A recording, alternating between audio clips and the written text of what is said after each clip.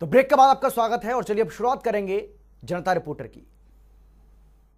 शुक्रवार को एनसीबी ने मुंबई ड्रग मामले में बड़ी कार्रवाई करते हुए एक और गिरफ्तारी की है और ये गिरफ्तारी सुशांत सिंह राजपूत के करीबी अभिनेता सिद्धार्थ पिठानी की है। रिपोर्ट्स की माने तो ये गिरफ्तारी एनसीबी ने हैदराबाद से की है। आपको बता दें कि सिद्धार्थ पिठानी वही हैं जो सुशांत सिंह राजपूत की आत्महत्या के बाद सबसे पहले उनके फ्लैट में पहुंचे थे और सुशांत सिंह राजपूत की मौत के बारे में उन्होंने ही सबसे पहले पुलिस को इस बात की जानकारी दी थी। रिपोर्ट्स की माने तो सुशांत सिंह राजपूत की मौत के मामले में भी सीबीआई कई बार सिद्धार्थ पिठानी से पूछताछ कर चुकी है। वहीं ड्रग मामले में भी कई बार एनसीबी कई सेलिब्रिटीज से बात कर चुकी है और कई सेलिब्रिटीज की गिरफ्तारी भी एनसीबी इस मामले में कर चुकी है। मुंबई ड्रग्स केस में एनसीबी को एक और बड़ी कामयाबी मिली है। दरअसल एनसीबी ने सिद्धार्थ पिठानी को गिरफ्तार किया है। पिठानी की गिरफ्तारी हैदराबाद से की गई। आपको बता दें कि पिठानी सुशांत का बहुत करीबी था।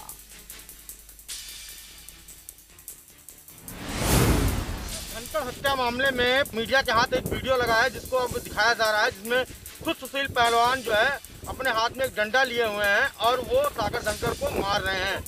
फिलहाल सागर धनखड़ की मौत हो जाती है। फिलहाल जो है इसमें अब पुलिस जो है पूरे वीडियो को फॉरेंसिक लैब में भेज दिया है और अब इसकी जांच की जा रही है वीडियो की। साथ ही आपको एक जानकारी और दे दें कि सागर धनखड़ हत्या मामले में एक और गिरफ्तारी हो चुकी है जिसका नाम रोहित बताया जा रहा है। अब कुल मिला के 8 लोगों की गिरफ्तारी हो गई है। साथ ही मीडिया ट्रायल को लेके सुशील पहलवान की मां ने एक याचिका हाई कोर्ट में दायर की थी जिसमें ये कहा गया था कि मीडिया ट्रायल बंद किया जाए, लेकिन हाई कोर्ट ने इस पूरे याचिका को निरस्त कर दिया, खारिज कर दिया। पहलवान सागर धनखड़ की हत्या के आरोप में फंसे ओलंपियन रेसलर सुशील कुमार का वो वीडियो सामने आया है जिस वीडियो में सुशील कुमार हॉकी स्टिक से सागर की पिटाई कर रहा है। हालांकि अभी इस वीडियो को फॉरेंसिक जांच के लिए भेजा जाएगा। इसके साथ ही इस मामले में एक और आरोपी रोहित कारोर को पुलिस ने गिरफ्तार किया है। आपको बता दें कि सुशील कुमार और उनके दोस्त सागर धनखड़ हत्याकांड मामले में दिल्ली पुलिस के रिमांड पर है। साथ ही खबर यह भी है कि दिल्ली हाई कोर्ट वो भी याचिका खारिज कर चुका है जिसमें सुशील कुमार पर चल रही मीडिया ट्रायल यानी कि मीडिया रिपोर्टिंग को बैन करने की मांग की गई थी। रणदीप हुड्डा की मुश्किलें बढ़ गई हैं। दरअसल उत्तर प्रदेश की पूर्व मुख्यमंत्री मायावती पर अभद्र जोक क्रैक करने के मामले में अब सोशल मीडिया पर भी रणदीप हुड्डा को गिरफ्तार करने की मांग उठ खड़ी हुई है।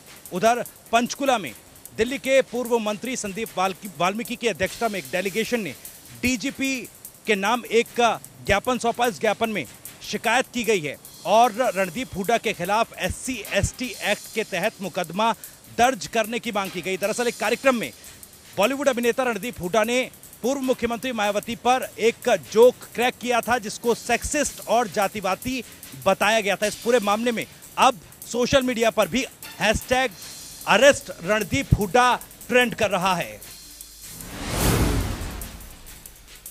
यूपी की पूर्व सीएम और बहुजन समाज पार्टी सुप्रीमो मायावती पर अभद्र टिप्पणी मामले में शिकायत दर्ज के लिए डीजीपी के नाम एक ज्ञापन सौंपा गया। दरअसल दिल्ली के पूर्व मंत्री संदीप वाल्मीकि के नेतृत्व में डेलीगेशन ने पंचकुला के सेक्टर 6 स्थित हरियाणा पुलिस मुख्यालय पहुंचकर मामला दर्ज करने के लिए शिकायत सौंपी है। दरअसल बॉलीवुड अभिनेता रणदीप हुड्डा ने बहुजन समाज पार्टी की राष्ट्रीय अध्यक्ष मायावती को लेकर अभद्र चुटकुला प्रयोग किया था जिसका वीडियो सोशल मीडिया पर खूब वायरल हो रहा है। इस मामले में अभिनेता रणदीप हुड्डा पर SC/ST एक्ट के तहत कानूनी कार्रवाई करने की मांग की जा रही है। में एक बार फिर बदमाशों के हौसले बुलंद है। बदमाशों द्वारा देर रात्रि एक शराब के ठेके पर ताबड़तोड़ फायरिंग की गई। इस फायरिंग की ये घटना पास में ही लगे एक CCTV कैमरे में कैद हो गई। CCTV कैमरे में साफ तौर पर देखा जा सकता है कि बदमाश एक गाड़ी में सवार होकर आए थे। उसके बाद एक व्यक्ति को टक्कर मार ठेके के बाहर फायरिंग शुरू कर दी। इस फायरिंग की घटना के दौरान एक व्यक्ति को हाथ पर गोली लगी है। सूचना मिलने के बाद पुलिस मौके पर पहुंच गई और पूरी घटना की जांच कर रही है। फतेहाबाद में बदमाशों के हौसले बुलंद हैं। बदमाशों ने एक शराब के ठेके पर ताबड़तोड़ फायरिंग की है तो वहीं ये घटना CCTV कैमरे में कैद हो गई है। बताया जा रहा है कि हमलावरों ने एक शख्स को मारने के इरादे से इस वारदात को अंजाम दिया था। फिलहाल पुलिस इस पूरे मामले की जांच कर रही है। कृषि कानूनों के विरोध में दिल्ली की सीमाओं पर किसानों का आंदोलन बदस्तूर जारी है। 26 मई को इस आंदोलन को 6 महीने पूरे हुए हैं। भारतीय किसान यूनियन हरियाणा के अध्यक्ष गुरनाम सिंह चडूनी ने सोनीपत के राई में एक बैठक की और साथ में ये जानकारी दी कि संयुक्त किसान मोर्चा के तत्वाधान में एक फेडरेशन गठित की जा रही है। ये एक फेडरेशन देश भर के किसानों को और संगठनों को इस आंदोलन से जोड़ने के लिए काम करेगी। 3 कृषि कानूनों के विरोध में दिल्ली की सीमाओं पर आंदोलनकारियों का आंदोलन लगातार चल रहा है। वहीं सोनीपत कुंडली बॉर्डर पर आंदोलनकारी नेता गुरनाम सिंह के नेतृत्व में एक अहम बैठक संयुक्त मोर्चा के आला नेताओं की मौजूदगी में हुई है और बैठक में फैसला लिया गया कि आंदोलनकारी मोर्चा के तत्वाधान में एक आंदोलनकारी मजदूर फेडरेशन का निर्माण किया जाएगा ताकि आंदोलन में शामिल आंदोलनकारी अपनी मौजूदगी ढंग से सुनिश्चित कर सकें। साथ ही आंदोलनकारी नेता गुरनाम सिंह चडूनी ने कहा है कि आंदोलन को और गति दी जाएगी। कोरोना के मामलों में लगातार गिरावट देखने को मिल रही है। पिछले 24 घंटे में 1,86,000 नए मामले सामने आए हैं, तो वहीं 3,066 लोगों की कोरोना से जान चली गई। ये आंकड़ा पिछले 44 दिनों में सबसे कम है। तो वहीं रिकवरी की बात करें तो 2,60,000 मरीजों ने कोरोना से जंग जीती है। इन आंकड़ों के मुताबिक देश में अब रिकवरी रेट बढ़ रहा है।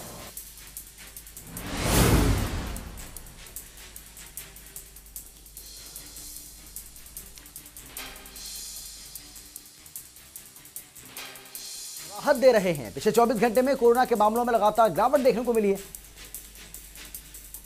इसके साथ ही मृत्यु दर में भी कमी आ रही है।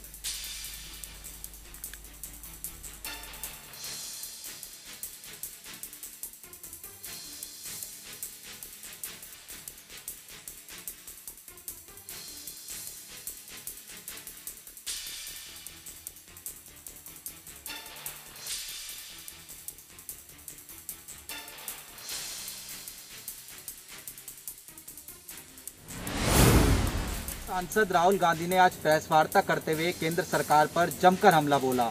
राहुल गांधी ने कहा केंद्र सरकार कोरोना को समझ नहीं पाई।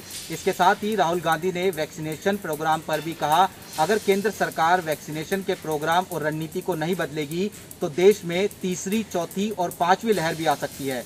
राहुल गांधी ने कहा लॉकडाउन कोरोना के खिलाफ लड़ने के लिए स्थायी उपाय नहीं है, बल्कि वैक्सीनेशन ही लॉकडाउन से लड़ने के लिए एक स्थायी उपाय है। कांग्रेस नेता राहुल गांधी ने कोरोना को लेकर केंद्र सरकार पर हमला बोला है। उन्होंने केंद्र सरकार को आगाह किया है। राहुल ने शुक्रवार को एक प्रेस कॉन्फ्रेंस की जिसमें उन्होंने कहा कि नरेंद्र मोदी कोरोना को समझ नहीं पाए। उन्होंने ये भी कहा कि कोरोना की दूसरी लहर आने का कारण प्रधानमंत्री की नौटंकी है। राहुल गांधी ने कहा कि हमने भारत सरकार को बार बार कोविड-19 के बारे में चेतावनी दी थी। बाद में पीएम मोदी ने कोविड-19 के खिलाफ भारत की जीत का इजहार किया था। ये एक उभरती हुई बीमारी है।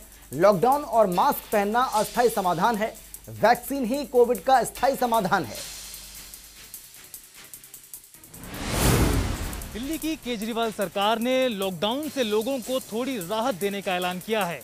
मुख्यमंत्री अरविंद केजरीवाल ने प्रेस कॉन्फ्रेंस की और बताया कि आगामी सोमवार यानी कि 31 मई से दिल्ली में निर्माण कार्य और फैक्ट्रियों से जुड़ी गतिविधियों को एक बार फिर से शुरू कर दिया जाएगा। मुख्यमंत्री अरविंद केजरीवाल ने कहा कि धीरे धीरे दिल्ली को अनलॉक करेंगे और हफ्ता दर हफ्ता एक्सपर्ट्स की राय के आधार पर दिल्ली में गतिविधियों को शुरू किया जाएगा। इसके साथ ही मुख्यमंत्री अरविंद केजरीवाल ने लोगों से कोरोना के नियम मानने की अपील की और कहा कि कहीं ऐसा ना हो कि हालात बिगड़ जाएं और दिल्ली में एक बार फिर लॉकडाउन लगाना पड़ जाए। हालांकि दिल्ली सरकार के फैसले से व्यापारी वर्ग खुश नहीं है। व्यापारियों का कहना है कि बाजारों को भी खोलना चाहिए था।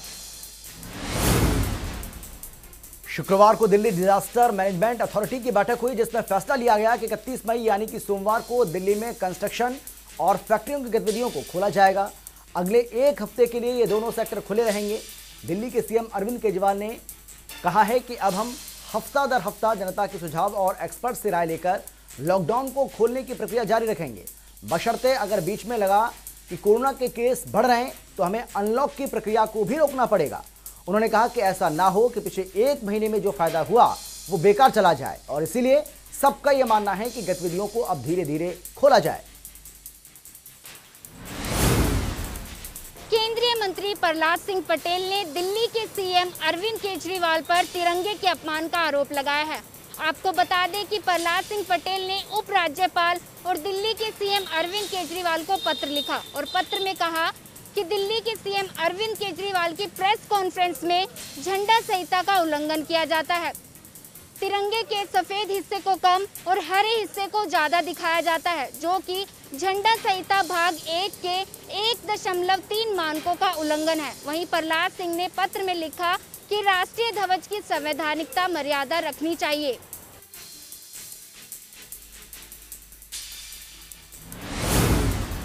केंद्रीय मंत्री प्रहलाद सिंह पटेल ने दिल्ली के मुख्यमंत्री अरविंद केजरीवाल पर तिरंगे का अपमान करने का आरोप लगाया। जैसा प्रहलाद पटेल ने दिल्ली के उपराज्यपाल और सीएम अरविंद केजरीवाल को चिट्ठी लिखकर यह कहा है कि मुख्यमंत्री के प्रेस कॉन्फ्रेंस में झंडा संहिता का उल्लंघन किया जाता है। 2 तिरंगों के सफेद हिस्से को कम कर हरे हिस्से को ज्यादा दिखाया जाता है, जो कि झंडा संहिता भाग 1 के 1.3 मानक का उल्लंघन है। साथ ही केंद्रीय संस्कृति और पर्यटन मंत्री प्रहलाद सिंह पटेल ने अपने पत्र में कहा है कि राष्ट्रीय ध्वज की संवैधानिक मर्यादा बनी रहनी चाहिए। कोरोना महामारी के बीच अब ब्लैक फंगस भी सताने लगा है। राज्य सरकार की चिंता इस बात को लेकर है कि कोरोना के बाद अब ब्लैक फंगस से भी मौतें शुरू हो गई हैं। आज राजधानी शिमला में आईजीएमसी अस्पताल में 2 लोगों की मौत सामने आई है। ऐसे में ये कहा जा रहा है गंभीर रूप से पीड़ित दोनों ही मरीज पुरुष बताए जा रहे हैं। एक जिला सोलन के कसौली से है और दूसरा मामला हमीरपुर से सामने आया था, लेकिन दोनों ही मरीज अस्पताल में उपचाराधीन थे। इसके बाद ये बताया जा रहा है कि उनको डायबिटीज़ थी, शुगर के पेशेंट होने के कारण उनको ब्रेन में ये बीमारी पहुंच गई थी, संक्रमण पहुंच गया था, जिसके बाद आज उनकी मौत हो गई है। इस पर मुख्यमंत्री जयराम ठाकुर का कहना है और उन्होंने ये अपील भी लोगों से की है कि आप संभल कर रहिए, एहतियात बरतें और छोटे से छोटे लक्षण आने पर भी अपनी जांच जरूर कराएं, डॉक्टरी सलाह जरूर लें। कोरोना के कहर के बीच अब शिमला में ब्लैक फंगस भी लगातार पैर पसार रहा है। इसी कड़ी में आज शिमला में ब्लैक फंगस से 2 लोगों की जान चली गई। बताया जा रहा है कि शिमला में ब्लैक फंगस का कहर लगातार बढ़ता जा रहा है, जिसके चलते सीएम जयराम ठाकुर ने भी प्रदेशवासियों से सतर्कता बरतने की अपील की है। दूसरी लहर में पूरे प्रदेश भर समेत जो है सोनीपत में भी काफ़ी मामले देखने को मिले, लेकिन गर्भवती महिलाओं को लेकर लगातार ओपीडी चालू रखी गई, क्योंकि महिलाओं को किसी भी प्रकार की परेशानी ना हो, इसके लिए हॉस्पिटल प्रशासन ने काफ़ी एहतियातन बरतने के साथ साथ महिलाओं की इलाज के लिए तमाम प्रकार की व्यवस्थाएं दुरुस्त रखी। और अगर बात करें तो सोनीपत के सिविल हॉस्पिटल में गर्भवती महिलाओं के लिए प्रतिदिन एवरेज की बात करें तो 100 से 150 महिलाओं का इलाज जो है प्रतिदिन डॉक्टर पुष्पा पुनिया द्वारा किया जा रहा है। दूसरी तरफ अल्ट्रासाउंड की अगर आंकड़े की बात करें तो प्रतिदिन 50% जो है महिलाएं अल्ट्रासाउंड के लिए पहुंच रही हैं।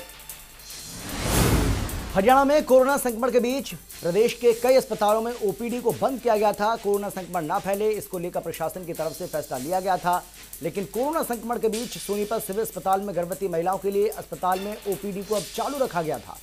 कोरोना महामारी के बीच गर्भवती महिलाओं को कोई परेशानी ना पहुंचे, इसको ध्यान में रखते हुए अस्पताल प्रशासन की तरफ से ओपीडी को चालू रखा गया था। अस्पताल में चेकअप करने पहुंच रही महिलाओं, यानी कि जो महिलाएं चेकअप कराने के लिए पहुंच रही हैं, उन महिलाओं की एंट्री से पहले थर्मल स्क्रीनिंग भी की जा रही है। साथ ही अस्पताल में महिलाओं के लिए अल्ट्रासाउंड समेत तमाम टेस्ट की सुविधा भी उपलब्ध है। डॉक्टर पुष्पा पूनिया और उनकी टीम लगातार महामारी के समय में अस्पताल में अपनी सेवाएं दे रही हैं। साइबर सिटी गुरुग्राम में कोरोना के बढ़ते मामलों ने प्रदेश सरकार की नींद उड़ा दी थी। मई के शुरुआत में ही मामले 5000 से पार हो गए थे, तो कहीं ना कहीं सरकार के द्वारा उठाए गए कड़े कदमों का ये नतीजा है कि अब मामले 200 से 250 तक सामने निकल कर आ रहे हैं। तो ऐसे में कहा जा सकता है कि गुरुग्राम पुलिस ने भी अहम भूमिका निभाई थी, जहां पर 2020 में और 2021 में टोटल मास्क के जो चालानों की बात करें तो 1,69,655 लोगों के मास्क के चालान किए गए थे, जिनसे 8.5 करोड़ से भी ज्यादा राशि गुरुग्राम पुलिस द्वारा वसूली गई।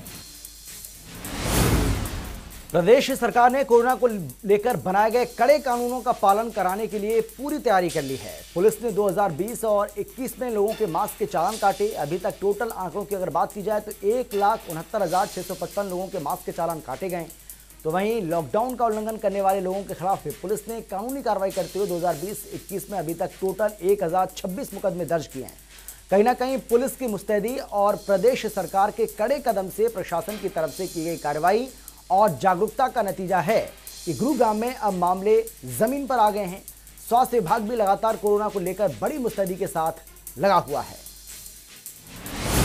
कोरोना संक्रमण को रोकने के लिए अब जिला उपायुक्त के नेतृत्व में जिला रेड क्रॉस सोसाइटी चलो गांव की ओर एक जागरूकता कार्यक्रम जो शुरू किया है, जिसके माध्यम से पहले जो स्टेप में 65 गाँव को जिला रेड क्रॉस सोसाइटी चिन्हित करेगी और उसमें हर गांव में जाकर लोगों को जहां जागरूक किया जाएगा वहीं उन्हें मास्क, सैनिटाइजर और सोशल डिस्टेंसिंग के बारे में बताया जाएगा ताकि लोग इस महामारी से दूर रह सकें, उससे बचा जा सके।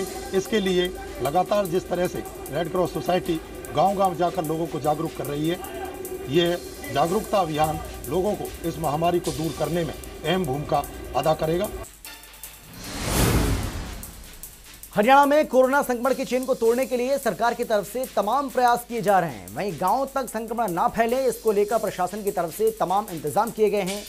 पलवल में आओ चलें गांव की ओर नाम से अभियान की शुरुआत की गई है। जिला उपायुक्त नरेश नरवाल ने 5 गाड़ियों को जिला रेड क्रॉस का फ्लैग दिखाकर रवाना किया। उपायुक्त ने बताया कि सभी गाड़ियां गांव तक लोगों के बीच जाकर कोरोना के बारे में ग्रामीणों को जागरूक करेंगे। साथ ही उन्होंने कहा कि कोरोना संक्रमण गांव तक ना पहुंचे, इसे लेकर सरकार पूरी तरह से अलर्ट भी है। प्रशासन की तरफ से हर संभव कदम उठाए जा रहे हैं।